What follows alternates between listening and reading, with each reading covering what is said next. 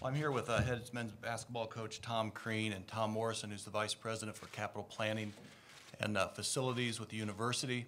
Appreciate everybody being here today and answering all your questions at one time. It was ironic that I was in Assembly Hall when this happened today. We were having our very first kickoff meeting of the renovation team for the new Assembly Hall. So we had our chief university architect, our chief university engineer, Vice President Morrison, our outside structural engineers, our outside architect. That whole group was together in Assembly Hall. We met at 2:30. Shortly after that meeting started, a couple of our facilities folks, including Chuck Crabb, were called out of that meeting because of something that apparently happened in the bowl. A few minutes later, I went out to check with Scott Dolson and some others on what was going on, and we realized that this piece of metal had fallen down in the bowl. So that was about 2:30. We got in there probably about 20 minutes after that, interacted with our university engineer, and based on his advice, concluded around 3:30 that we should cancel or postpone, reschedule tonight's game. So that was made on the advice of Jeff Caden, the university's chief engineer. We were immediately in contact, even before the decision to postpone, with our partners at the Big Ten. Reached out to the folks at Iowa. I contacted Tom to let him know. Tom Crean, he came over immediately. So again, the decision was made within about an hour of the incident occurring, and it was fortunate and lucky, matter of happenstance, that this group of people were in Assembly Hall, because I think it really made the assessment and the decision-making go much quicker than it otherwise would have. Once the decision was made about 3:30, we reached out to let folks know. I talked to Fran McCaffrey at Iowa, talked to the folks at the Big Ten Network, also talked to Dave Brandon, the AD at Michigan, because we have a women's basketball game scheduled for tomorrow night, and we issued the announcement. I think it was about 10 till 4. So from the time it fell at 2:30, made the decision about an hour, and about 20 minutes after that, advised the public that we wouldn't be having the game. Going forward, we are in conversations with Iowa on when the men's basketball game will be rescheduled. Under Big Ten rules, we have 72 hours as institution to institution to find a mutually acceptable date. Both Indiana and Iowa are confident that we'll be able to accomplish that. In the event that it's not rescheduled within 72 hours, by agreement of the teams, then the Big Ten conference makes that decision. We've also concluded, based upon, again, advice from Jeff Caden, the chief university engineer, that the women's basketball game will go on as scheduled tomorrow night, because we're able to handle the anticipated capacity within the midsection or the red section, if you will, of Assembly Hall, away from the corners where the metal had dislodged this afternoon. So again, I talked to David Brandon about that, and my understanding is Michigan is on their way to Bloomington. I should also mention that we appreciate the generosity of Trustee Jim Morris, the president of the Indiana Pacers, who offered to have the game played, the men's basketball game against Iowa, played in Bankers Life Fieldhouse. After consultation with our event staff, we concluded that logistically that's just not anything we could put together on 24, even 48 hours notice. We understood the appeal of potentially having Iowa be able to play while they were still here, even if it delayed a little bit. But because of the uncertainty of returning to Assembly Hall and the logistical challenges of playing in Bankers Life Fieldhouse, we respectfully declined the Pacers' offer, but we appreciate it very much.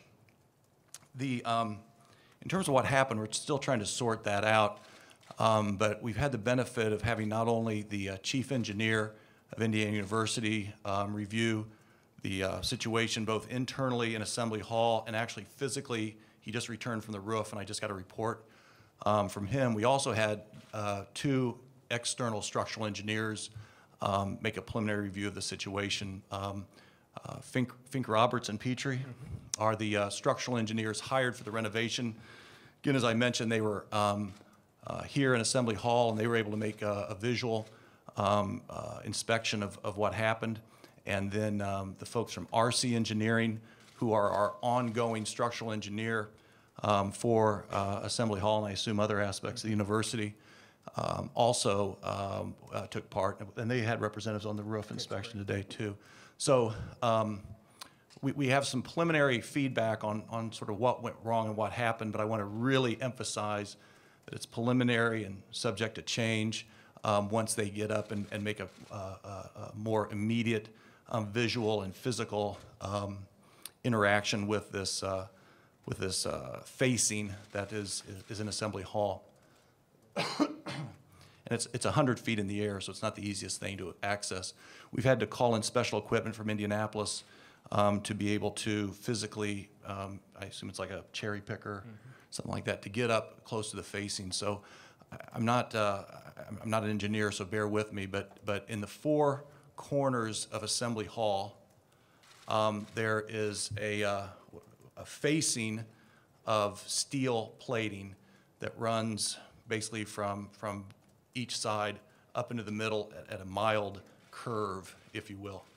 And the preliminary assessment is that with the snow and ice accumulation, it's settled at the lowest point in that curve in such magnitude that it essentially popped that bottom plate off. And it was about a 6 foot, 8 foot by 1 foot piece of metal, weighs about 50 pounds, popped off that facing. So we think that the issue is limited to the plate that is at that, whatever an inverted apex is, the bottom of that curve in each one of the four corners of Assembly Hall.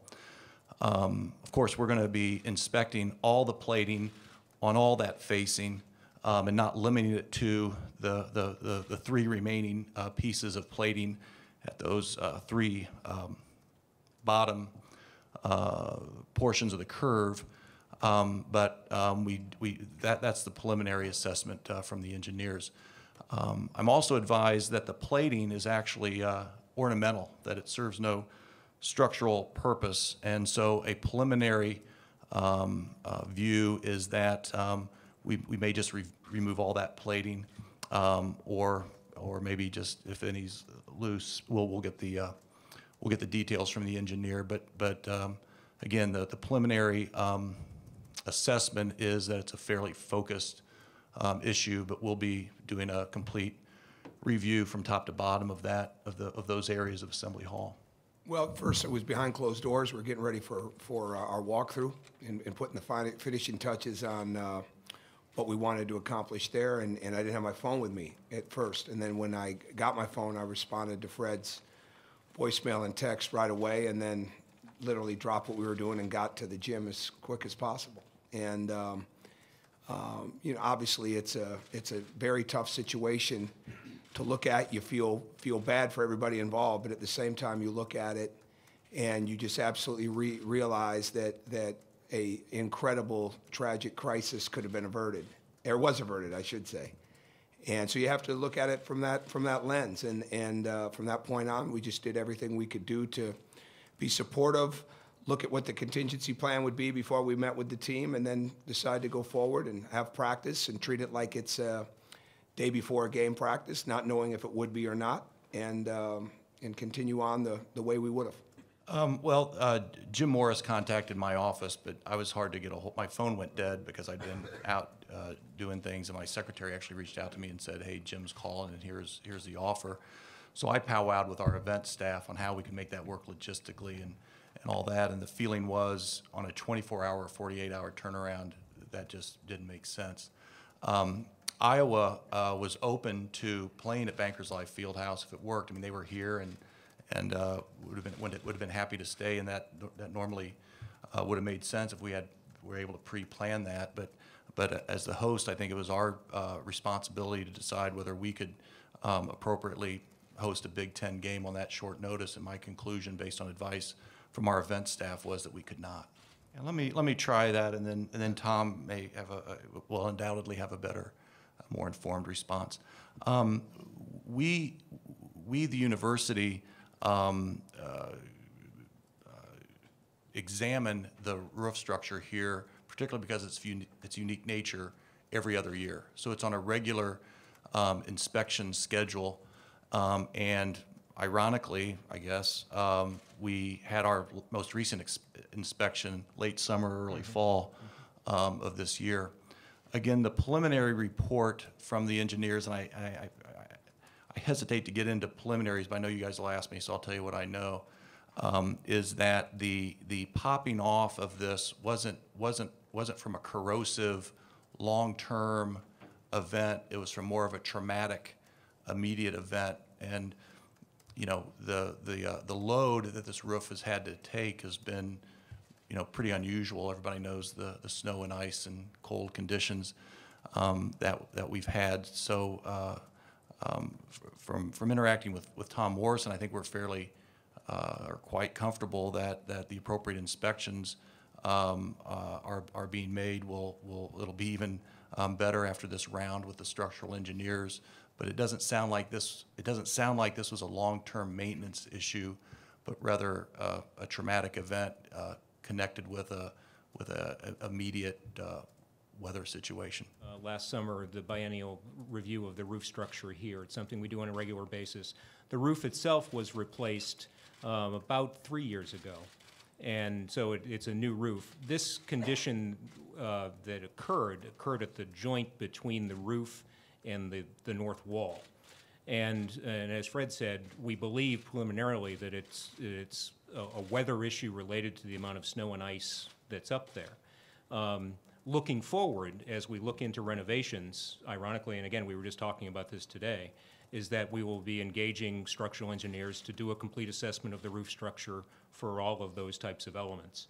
The roof is designed, every roof is designed to have some give to it, and this one did, but the amount of weight that's up there is somewhat exceptional.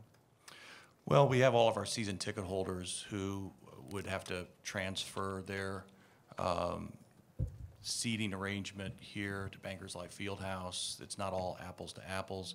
People have scheduled their lives to some extent around when the game's going to be. That'd be very short notice that the game's turning around on a couple days' notice. And just the collective efforts that need to go into putting on a Big Ten game, our event staff felt like we couldn't do it in a way that they were comfortable with. Well, absolutely. I mean, I think Tom's first comment was, you know, there's the glass is half full or the glass is half empty, and this glass is half full because nobody got hurt, and all this other stuff is manageable. And thank God we're not here talking about, you know, a really serious situation. So, if it had to happen, I'm glad it happened the way it did. We're taking it extremely seriously.